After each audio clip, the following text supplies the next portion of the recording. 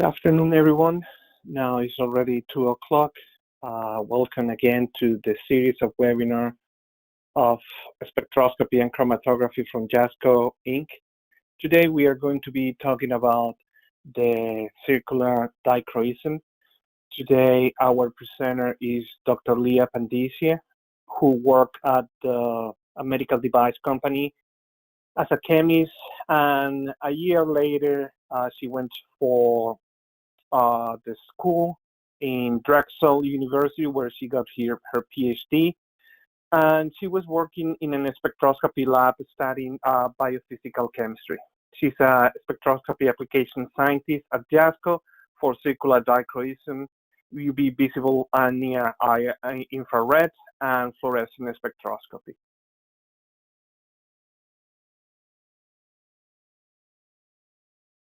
So now I'm going to pass to Leah, and she can start her presentation.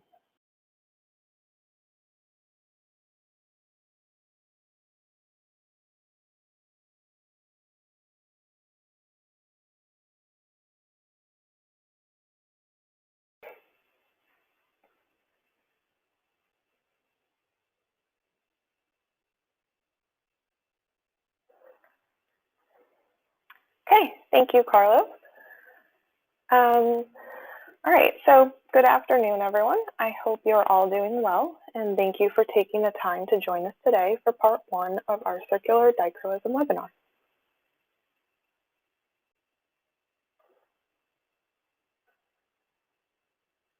And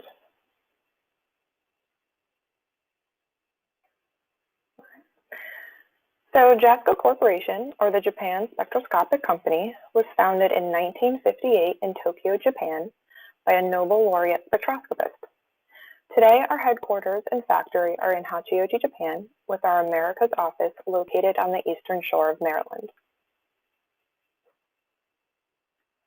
While the first instrument developed was an IR spectrophotometer, JASCO now offers a wide range of spectroscopy and chromatography instruments, including circular dichroism, where we have been the world leader in research and production since 1961.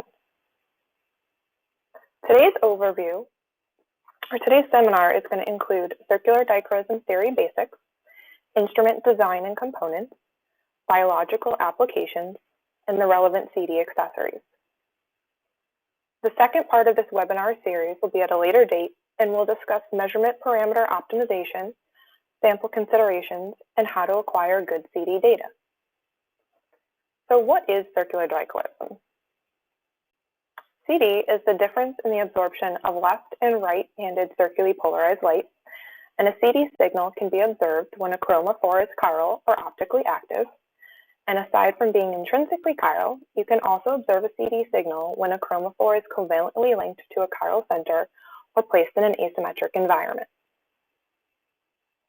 There are a wide range of CD applications, from protein structure to antibody structure, DNA and RNA structure, protein-protein interactions, protein nucleic acid interactions, ligand binding, induced CD, carbohydrate structure, chemical stability studies, thermal stability studies, kinetic studies, stereochemistry, materials characterization, and chiral discrimination and absolute configuration of small molecules for drug therapy and design. So CD is uniquely sensitive to the asymmetry of a molecule, the information, and provides information on molecular and electronic structure. The experiments are relatively quick and easy to perform, and it's a non-destructive technique. So unless you're doing a chemical or thermal experiment where it irreversibly changes the structure of the protein, you can recover most samples to be used for other experiments. It's done in solution phase, so crystallization process could potentially change the molecular structure. However, you can also do thin films in solid phase using a diffuse reflectance accessory. CD experiments are done at low concentrations, so for secondary structure you need about 0.1 mg per mil. So you don't require a concentration which could potentially change the system being studied, which is really nice because other secondary structure techniques such as FTIR use at least 10 mg per mil of sample, which is pretty difficult if you have rare or precious samples or it's hard to purify. So getting into CD, electromagnetic waves contain an electric and a magnetic field components that oscillate perpendicularly in the direction of a light beam's propagation. There are three main properties of an electromagnetic wave: the amplitude, the wavelength, and the polarization. The amplitude is the intensity of the wave from the tip of the crest to the central axis. The wavelength is the distance between two consecutive crests. And the directionality of the electric and magnetic fields is going to define a wave's polarization. So there are a few different types of polarization. In a CD spectrophotometer, unpolarized and linearly polarized light are used to create circularly polarized light, and we're going to be measuring elliptically polarized light of our chiral sample. So unpolarized light, or white light, is created by a light source, and the electric and magnetic fields oscillate in many different directions. In linearly polarized light, the electromagnetic waves oscillate perpendicular to one another along a single plane and are equal in amplitude. So you have one electromagnetic wave along the XY plane in red, and then another along the ZY plane in blue. In circularly polarized light, two electromagnetic wave planes are perpendicular to one another and equal in amplitude, but they are at a 90-degree phase difference from one another, and this plane is going to rotate as the light beam propagates.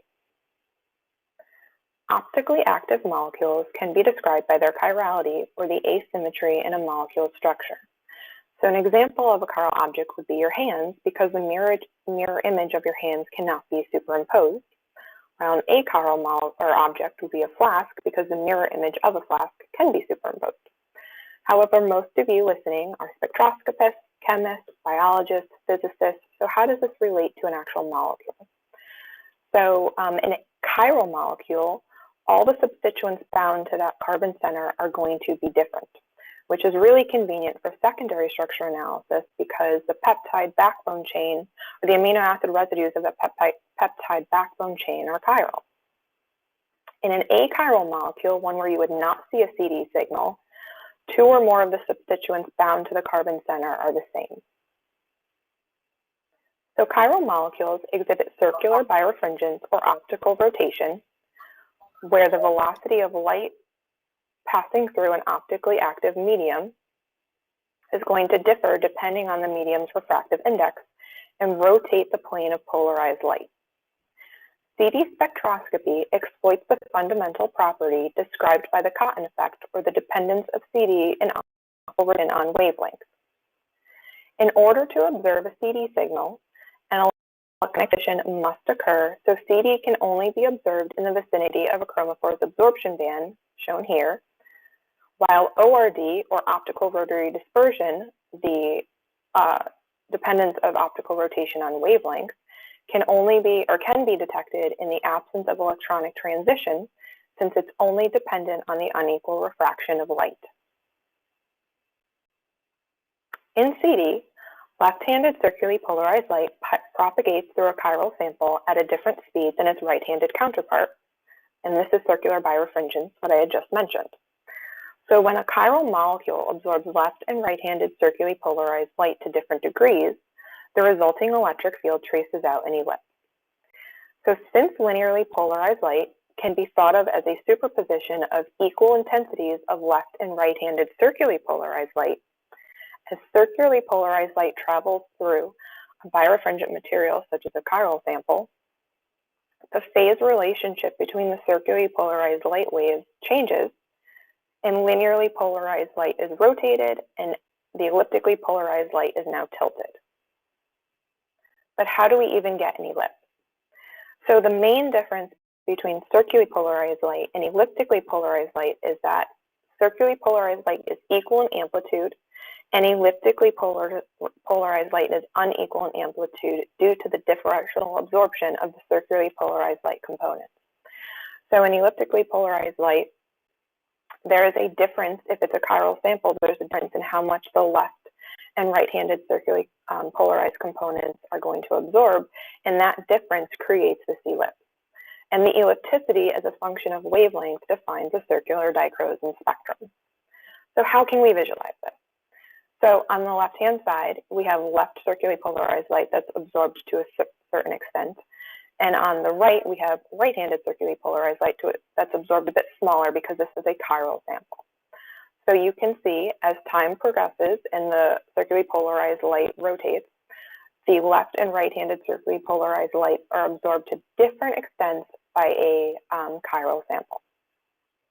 So now, this figure in the middle, we have the blue contribution vector, so that's the left circularly polarized light, and the red arrow is the vector for the right-handed circularly polarized light. And when we add those two together, we get this black line. And as, again, circularly polarized light rotates, time progresses, if you add the vectors of left and right-handed circularly polarized light together, that overall vector traces out an ellipse. So now we get to our instrument. So the principle of measurement is as follows.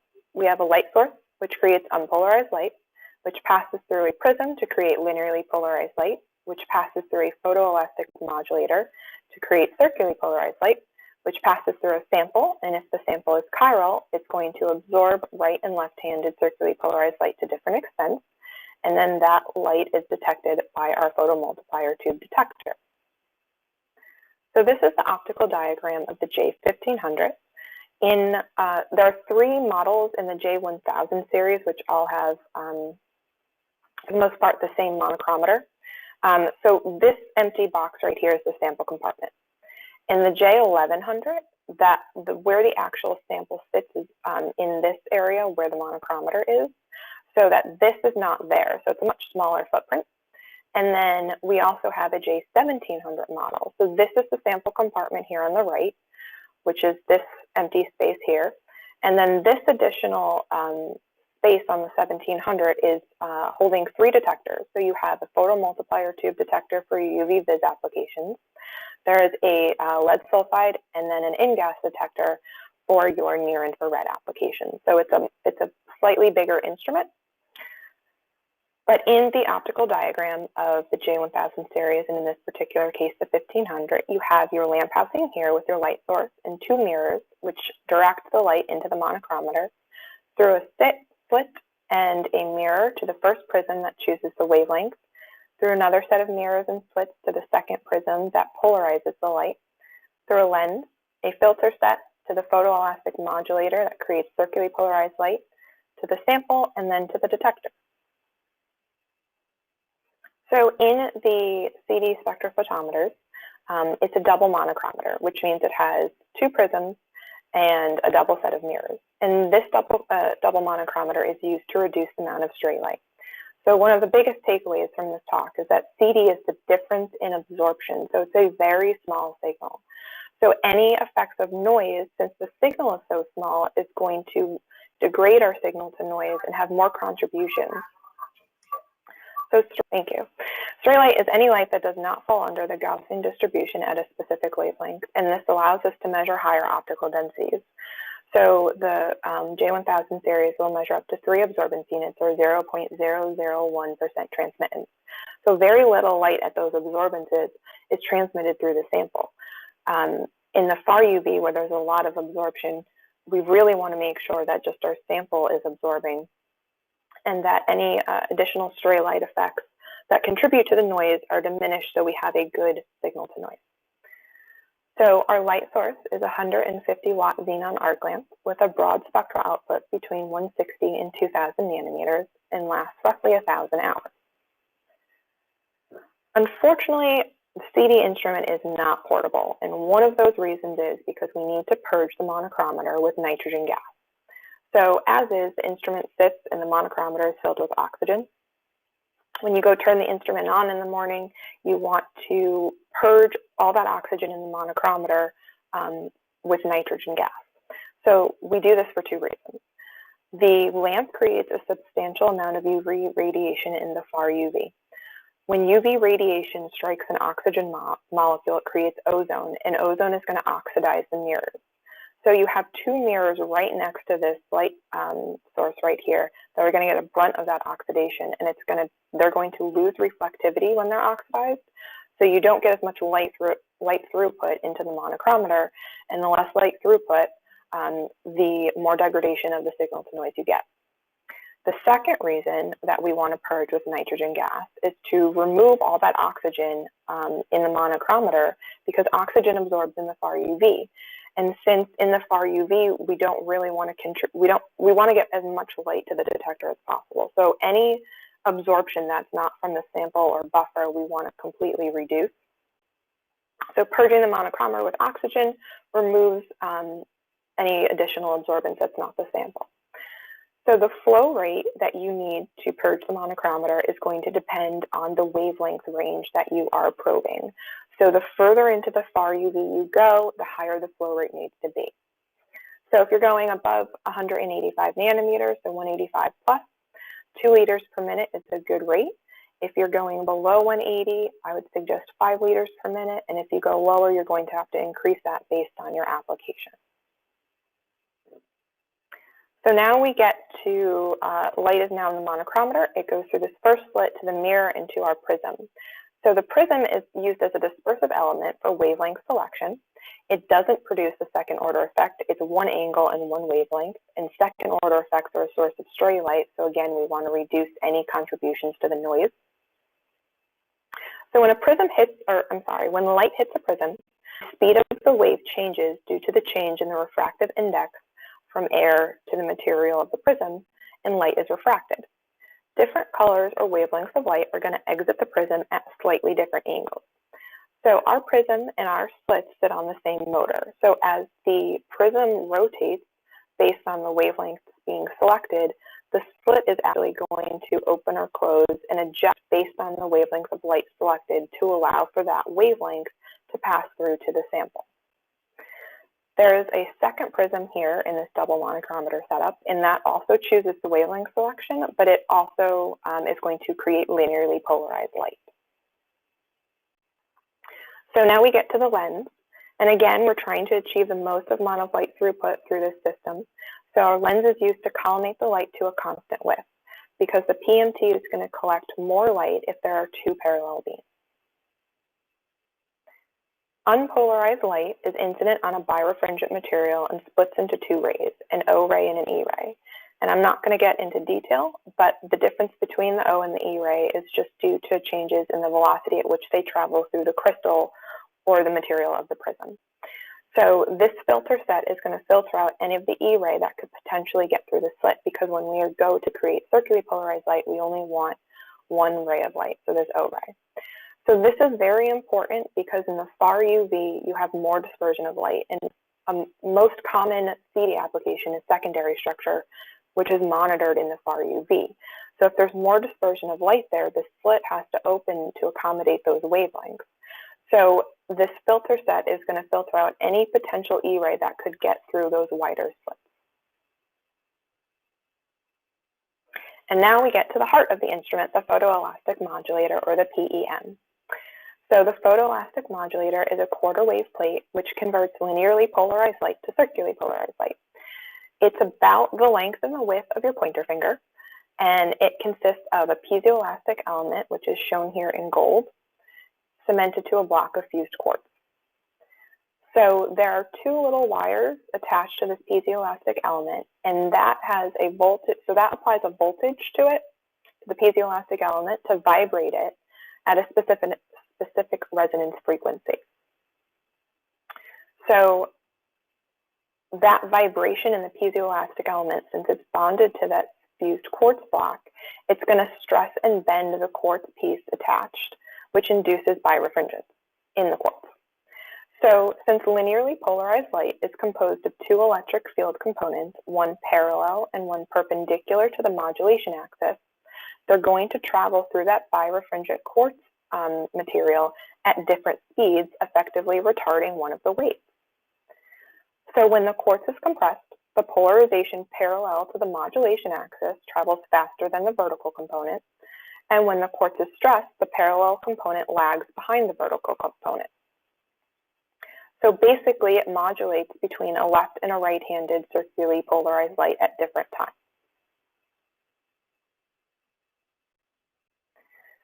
So photons that reach the photomultiplier tube detector are incident on the photocathode surface, which releases electrons.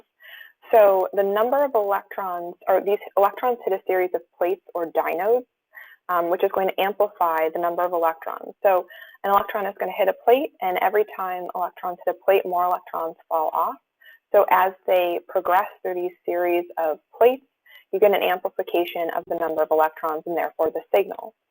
So the output is recorded as the DC voltage or total absorption, and we also get the AC voltage or the CD signal. So again, since CD is the difference in the absorption of left and right-handed circularly polarized light, the signal is very small.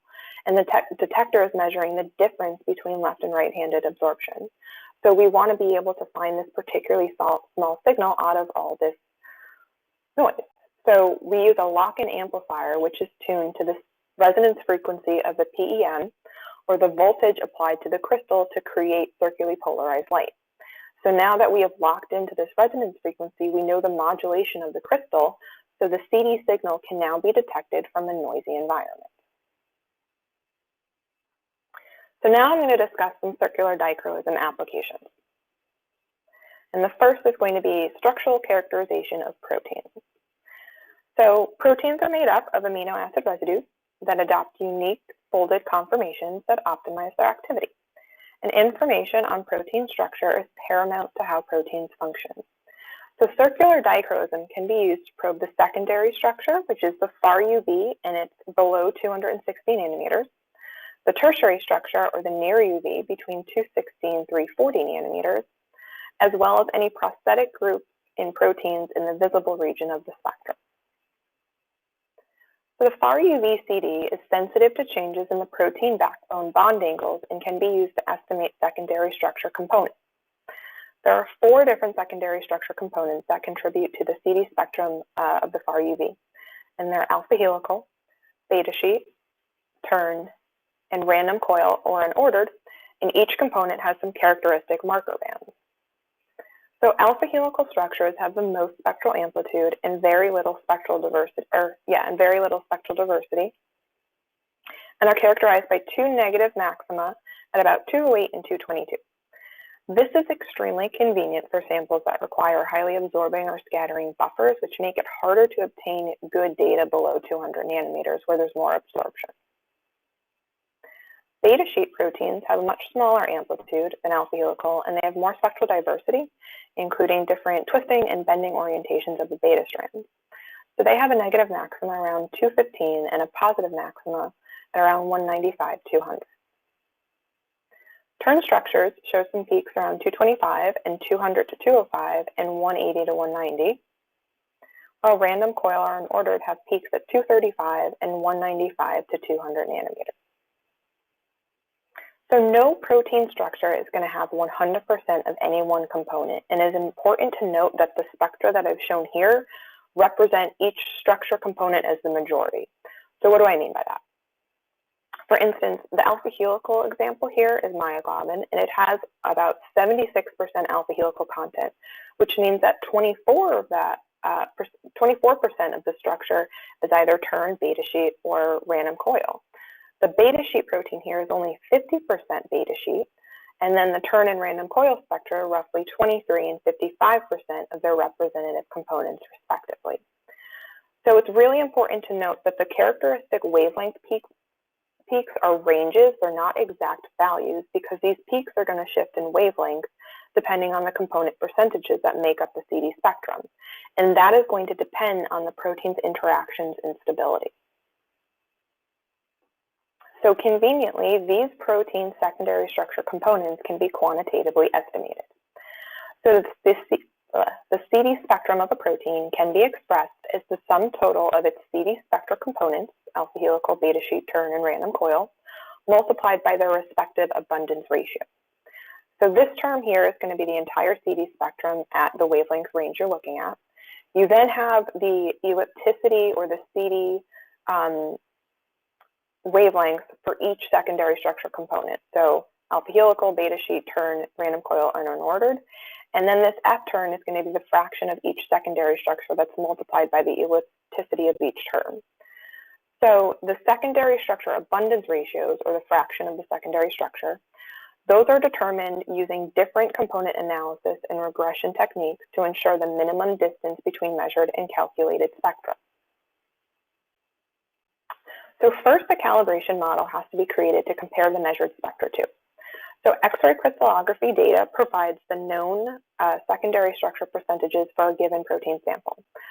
This X-ray crystallography data can be found in the protein database, or if you have access to an XRD, you can acquire that crystallography data yourself. A CD spectrum of that exact protein sample is then obtained, and then using principal component analysis, or partial least squares in the case of our program, the calibration model constructed is used to estimate the unknown secondary structure of a measured protein spectrum. So the figure on the left here shows the reference set template of our CD spectra using the multivariate secondary structure estimation program, and it consists of 26 reference proteins. And then the figure on the right is the actual secondary structure estimation program. So on the right top here, we have the unknown measured CD spectrum. In the middle, we have the component fit to that unknown CD spectrum. And then on the bottom, we have the error between the measured unknown CD spectrum and the total fit. And then on the left here, we have this table is the actual secondary structure estimations or percentages for each uploaded spectrum. So in this application, dilute sulfuric acid was titrated into a polyglutamic acid sodium solution, and the changes in the secondary structure were quantified. This figure on the left shows that as dilute sulfuric acid is added to the peptide sample, the peak below 200 nanometers increases and the peak above 200 nanometers decreases in intensity. On the right, we have the secondary structure, the abundance ratios, as a function of the sulfuric acid concentration. And as the peptide solution becomes more acidic due to the addition of sulfuric acid, the alpha helical ratio is going to increase, which is shown in blue, concomitantly with the decrease in the random coil structure. So the near UV CD spectrum of protein solutions probes the tertiary structure, which is composed of aromatic amino acid residues, tryptophan, phenylalanine, and tyrosine. So factors that influence the near UV spectra are changes to the solvent environment in the disulfide bonds, interactions of the aromatic amino acid residues with this solvent environment and with one another, the rigidity of the protein, so changes in the interaction dynamics of those aromatic amino acid residues in their solvent environment. And then the number of aromatic amino acid residues in the protein is going to influence the spectral amplitude. In this application, apo-alpha-lactobutane was denatured using 3.44 molar guanidinium chloride, which is shown here in green. The spectral changes suggest that the aromatic amino acid residues, which are here in red, in the interior of the protein were exposed during denaturation, unfolding the protein. So the blue spectrum is the non-denatured folded protein, where the green is the denatured unfolded protein. Sorry. And the reduction in the CD signal indicates the aromatic residues are no longer in close proximity to one another and can no longer couple as strongly, decreasing the CD signal. Here are some denaturation curves for an alpha-lactobutane probed at 270 nanometers and 222, which correspond to the tertiary and secondary structures of respectively. The curve at 270 shows the protein transitions from a folded to an unfolded state at a lower guanidinium chloride concentration, indicating that the tertiary structure unfolds prior to the secondary structure of the protein. So now I'm going to go over an antibody stability evaluation. So antibodies are more and more attractive for drug therapy because they do little damage to the body since they're proteins and can be used for various drug targets. So VHH antibodies are heavy chain antibodies corresponding to variable IgG domains. They are highly stable with respect to heat, pH, and denaturing agents. They have a high affinity and specificity. They have low molecular weight, which increases the mass production efficiency. They have a unique binding capacity to small cavities, and they are highly soluble and easily modified. The effects of ambient environmental factors, such as temperature, pH, salt concentration, may cause antibody drugs such as VHH and IgG to undergo a change in their higher order structure so that they lose their activity and function. And therefore, the structure stability with respect to ambient environmental factors must be evaluated. So the structural changes of VHH were looked at using a high throughput CD system, and the changes quantified with our Spectrum QC test program. The HT-CD system automates sample measurement, aspiration, and flow path washing and drying for up to 192 samples.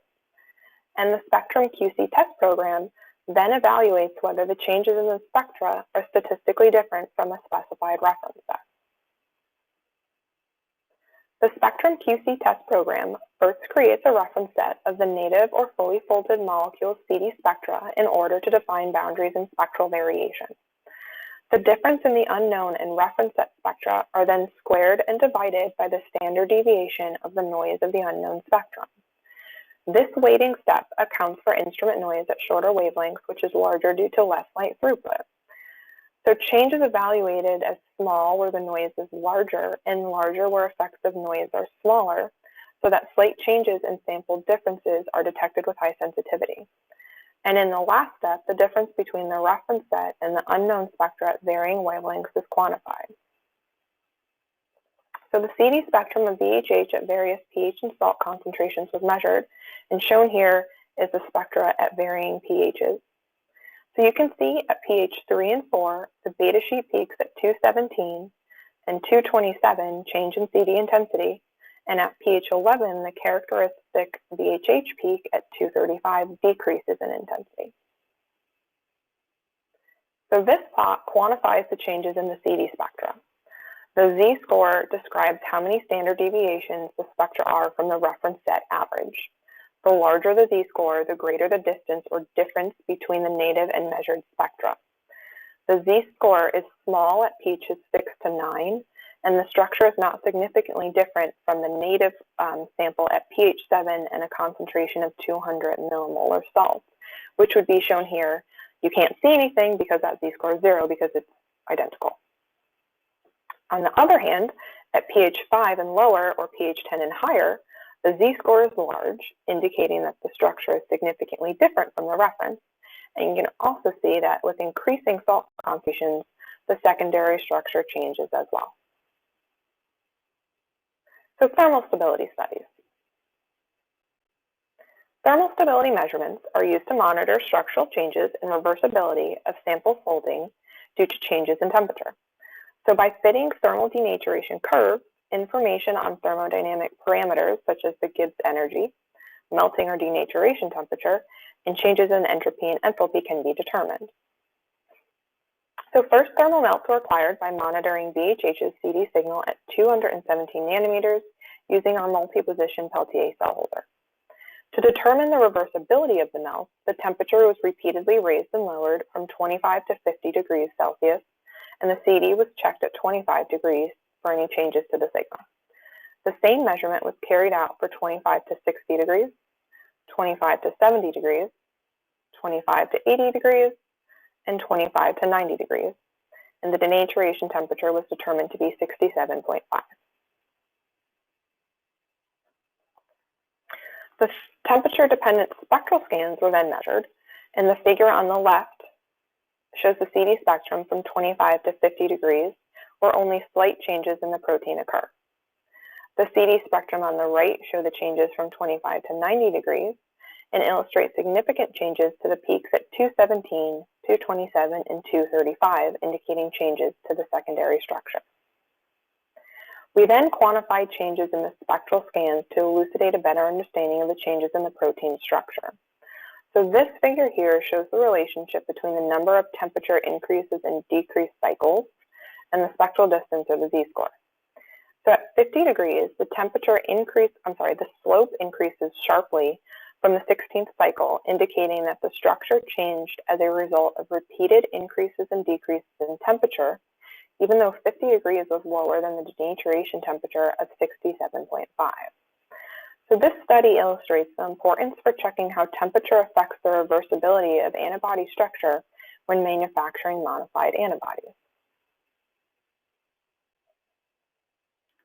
So DNA and G quadruplex structure.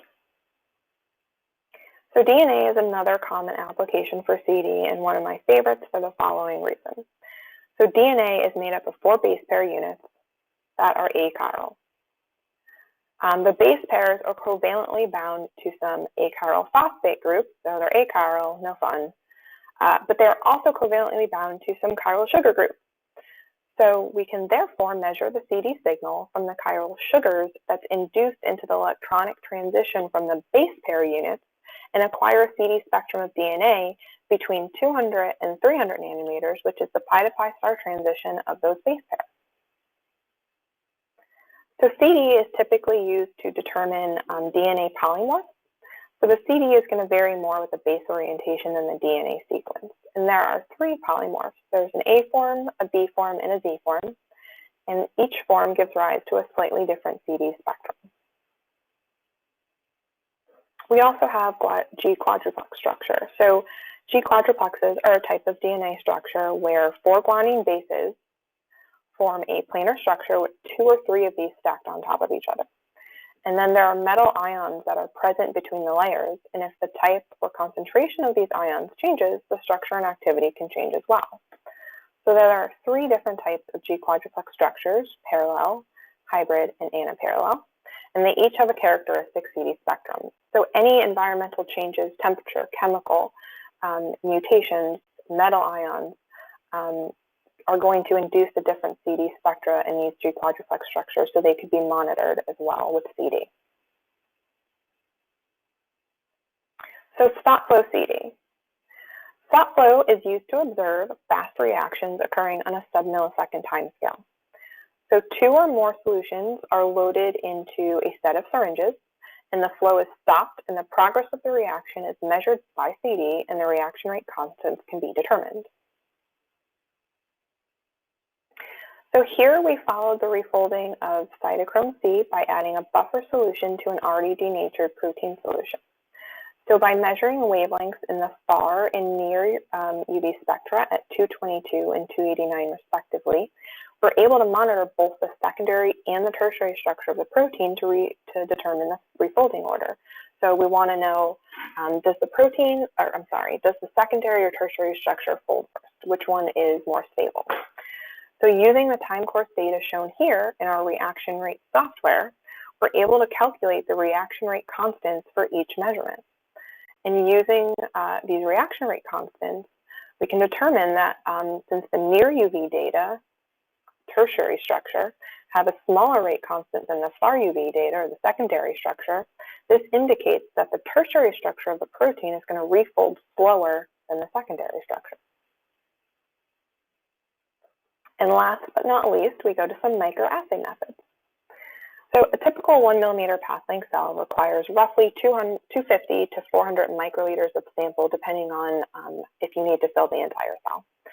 So there are numerous circumstances that are going to require much smaller sample volumes for rare samples. So the microsampling disk on the top left here allows for spectral measurements using 2 to 10 microliters of sample depending on the path length. And there is a 0.2 and a 1 millimeter path length option, which corresponds to about 1 microgram of sample. So to use this, a sample is placed on the quartz disk using a micropipette.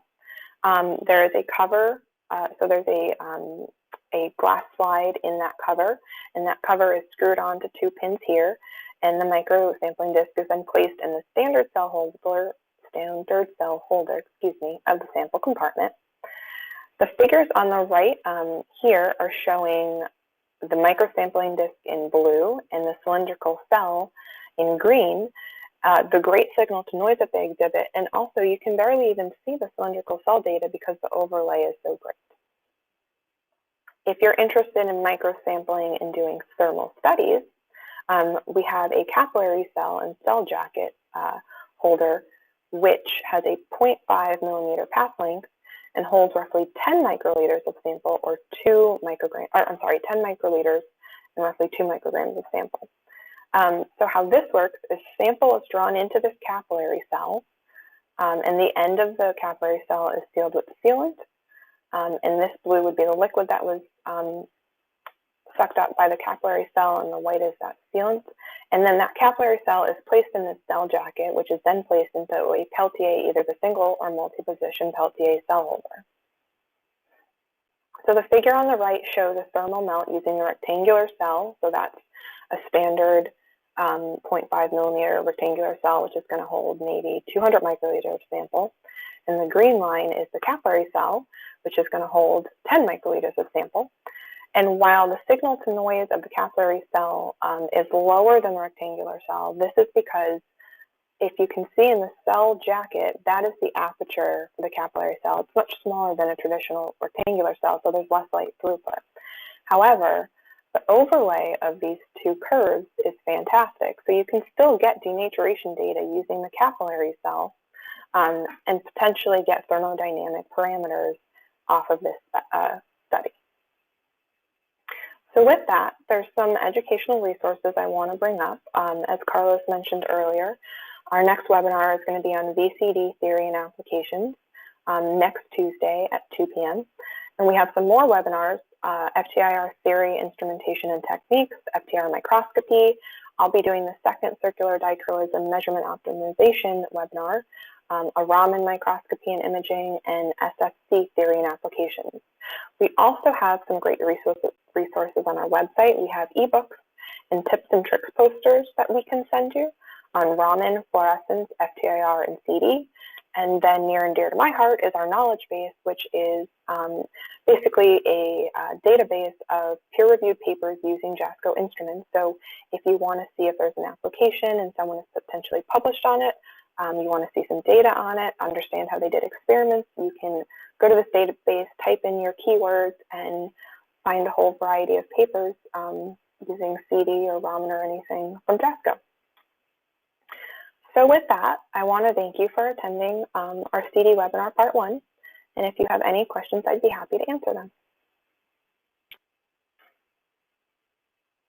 Well, thank you, Leah, for that amazing webinar. With that, we are finishing her presentation. Now we are open for questions. We already have one here.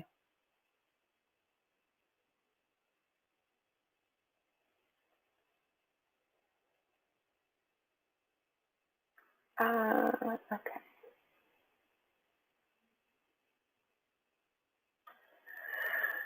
Okay, can we have different slit widths for a single read? I'm assuming that that question is asking because there are 3 different slits, if you can, or if maybe you can vary it as you're scanning. The answer is no, there's only one slit width you can set. So unfortunately, yeah, we can't really do that.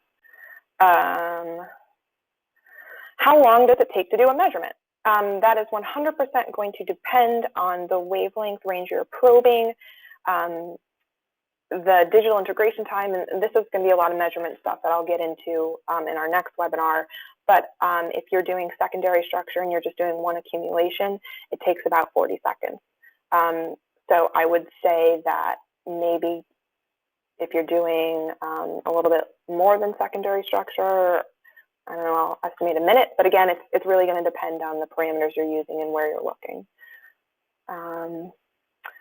I believe we will have this presentation available for download. Another question. If I'm not acquiring data in the view V, do I still need to purchase nitrogen? Okay, so we actually offer an ozone-free lamp.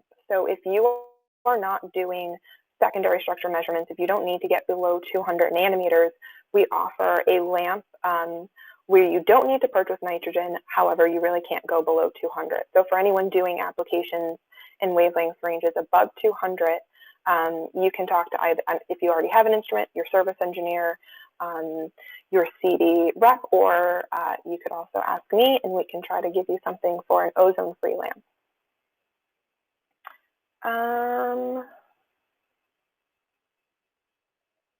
what does it matter what buffer system I'm using? It definitely does. You want to, and I'll go into this again in the next webinar, but you definitely want to avoid using any salts if you can, because that's going to scatter and introduce noise into your signal to noise. You want to, if you can, nothing that has a CD signal first off, so no sugars. If you can avoid using any highly absorbing buffers, if you're going to use, say, a phosphate buffer, just use a smaller concentration. But I'll have a whole bunch of charts for that, which you can visualize instead of me just explaining in a couple weeks.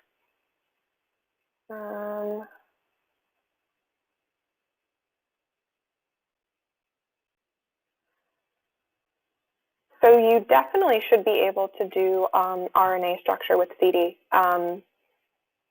If you have some questions about, so is it feasible to measure RNA structure, or is it too unstable to generate a measurable signal? You can definitely do RNA with CD. If you have questions about your particular system, if you want to shoot me an email, and I think we will be sending out emails for everyone that attended this seminar with my email, so that if you have additional questions that are very specific, I can answer them. Can I run multiple samples in cuvettes? Yes.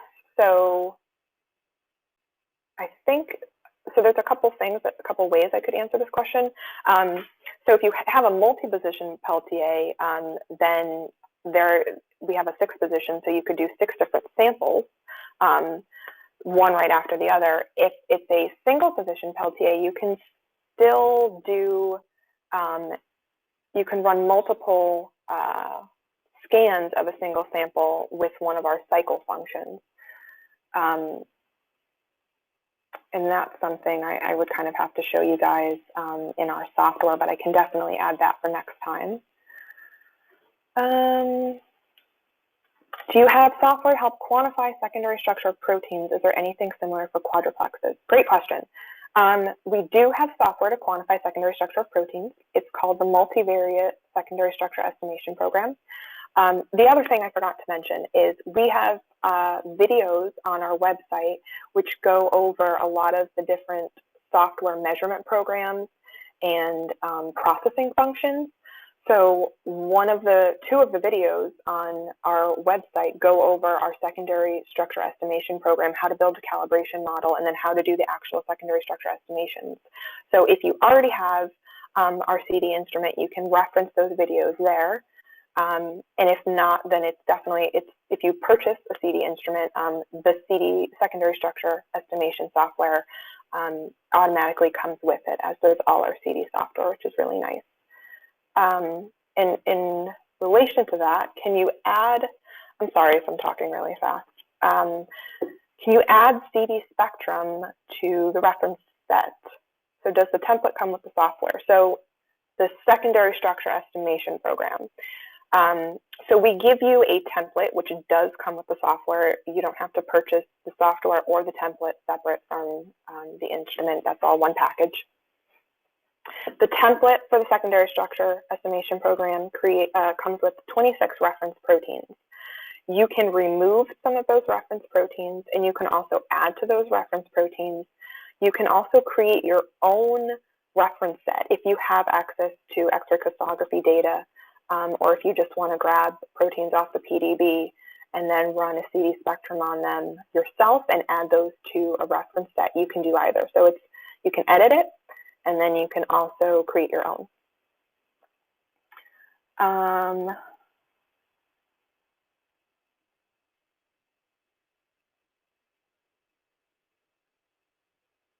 Yes, you can measure the melting temperature using CD. You would basically just do CD as a function of temperature, and then we actually offer a software program which will calculate that melting temperature for you as well, given it's a single transition.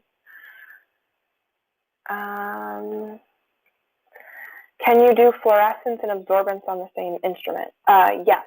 So we have our instrument measures, and I'll kind of go into this again in the other seminar, but our instrument does measure CD and absorbance simultaneously. And if you get the fluorescence monochromator accessory, you can also do fluorescence either simultaneously with CD and absorbance, or you can do that as a standalone.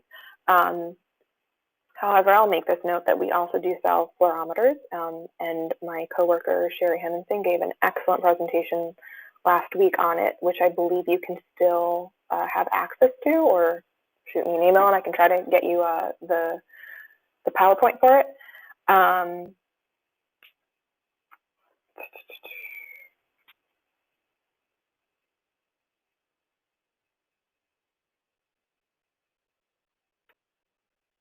Sorry, I'm trying to scroll through these.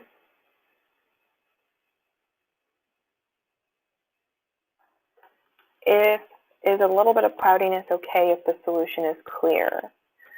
I'm not entirely sure what that would mean, because if it's cloudy, then I'm not sure if the solution would be clear. I mean, if you have cloudiness in the sample, I'm either going to assume it's because you can't purify it further. A little bit of cloudiness, actually, if you're doing a temperature study, might be because you're getting some particulate particles that are aggregating. So you want to be a little careful about that, because you don't also want anything to crash out of solution, and then you're actually not measuring the CD of your entire solution, but just potentially the buffer at that point if the entire sample crashes out. But let's just go with, is cloudiness okay in the solution? Yes and no. So if you have cloudiness, it could be because there's particulates in there. It probably is because there's particulates, which mean that the light is going to scatter, which means that your signal to noise is going to be reduced. However, you can still get a good CD signal, and you just would have to optimize your parameters a little bit better to account for the signal to noise. Oh, I'm sorry. There was also a question about G-quadruplex estimation programs. We don't have a G-quadruplex estimation program. I don't believe there is a software program to quantitatively estimate G-quadruplex structure out there currently. I do believe there are some research groups that are working on it, but to my knowledge, it's not currently, it hasn't gotten to the point where you can quantify stuff like secondary structure. Oh, goodness. What is the best way to handle sample scans that have protein and DNA? So that's a loaded question. So that's kind of tricky, because you have, protein and DNA are kind of going to absorb in the same region. With protein, I'm assuming you're looking at the secondary structure of that protein. So you kind of have a little bit, I guess you could hope that your DNA structure has more, I'm not sure what type, if it's a quadruplex or what sort of polymorph it is, but hopefully it has a bit more structure at the higher end of that region, where you can kind of pick that out from your protein secondary structure. But that's a really great question. I was just talking about this recently, and it's kind of hard to deconvolute when you have either two protein interactions or even a protein and DNA interaction without potentially mutating something. So you could shift it off wavelength. So I don't have the best answer to that currently. What is the difference between the J810 and the newer versions of the instrument? Probably the biggest difference are, if you do any sort of temperature studies, the temperature, the accessories for your temperature dependent studies are now all integrated into the instrument. So for the J810, you had a power box, and the Peltier that sat outside the instrument, they now sit inside the instrument, so you don't have anything on the outside. So it's a much shorter, smaller footprint.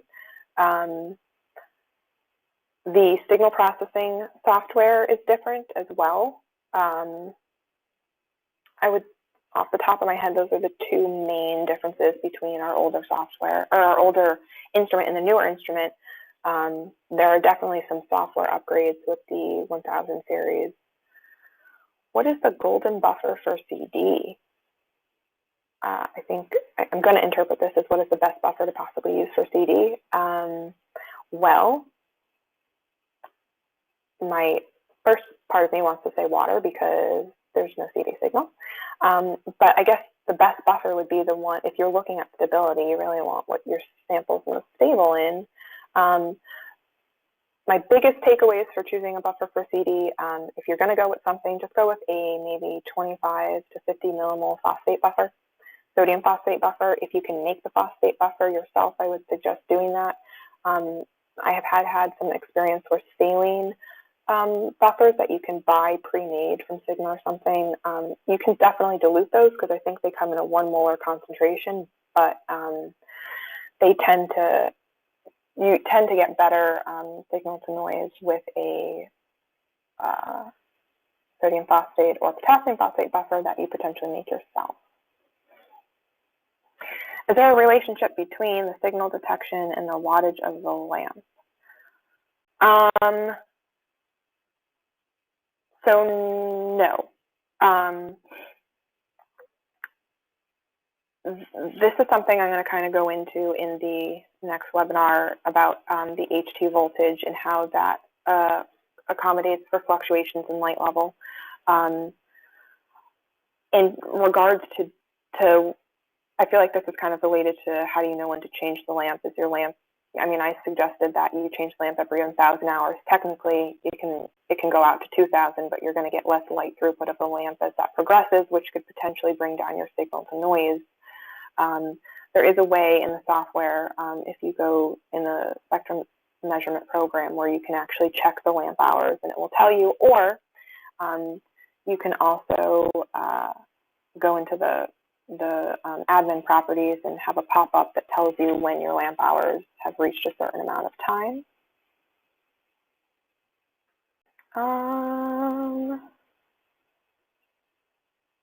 Can I use CD to test the thermostability of very short peptides like 7 residues? You most certainly can. I personally have done research on tripeptides. My old research group does research on tripeptides. There's a lot of research using CD on different short peptide segments. You can do CD, you just have to keep in mind that because you have much smaller residues, the signal to noise is the signal is going to be a lot smaller, so you just might need to do a lot more accumulations, and you need to just really optimize your parameters there.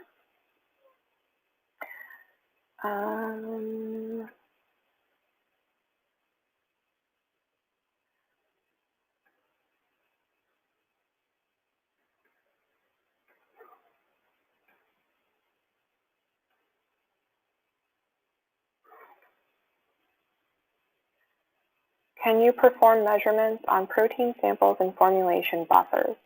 You can, you just have to be careful because you're probably going to get a lot of absorbance from those formulation buffers. Some of those formulation buffers might have a CD signal, which is going to be tricky. But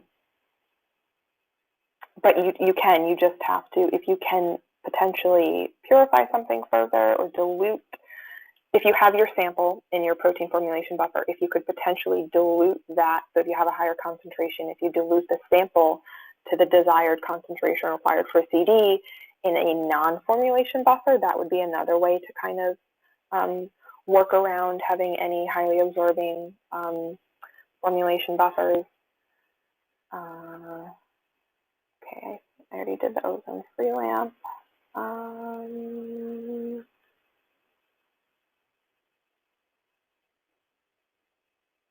CD is an absorption technique.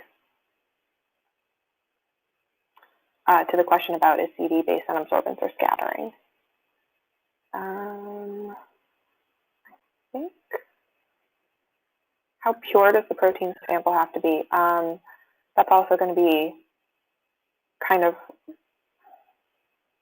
I'm not sure if you mean by like, if it can be a mixture of proteins or pure in the sense of, you have different buffers or different chromophores in it. Basically, you want it, if whatever chromophore you're probing, so if one single protein is what you are interested in looking at, then if you can purify that as much as possible, great. I understand that there are going to be limitations, so it's kind of just what are your limitations, what can you work with, and I mean, there are sample itself considerations to take into account, so preparations of the sample, and once you've, you know, really, I can't think of the word, gone to all extents that you possibly can to purify or optimize your sample prep, and you can't do anything else, then we're going to look at measurement parameters and what we can do to optimize the sample now with any measurement parameters we have.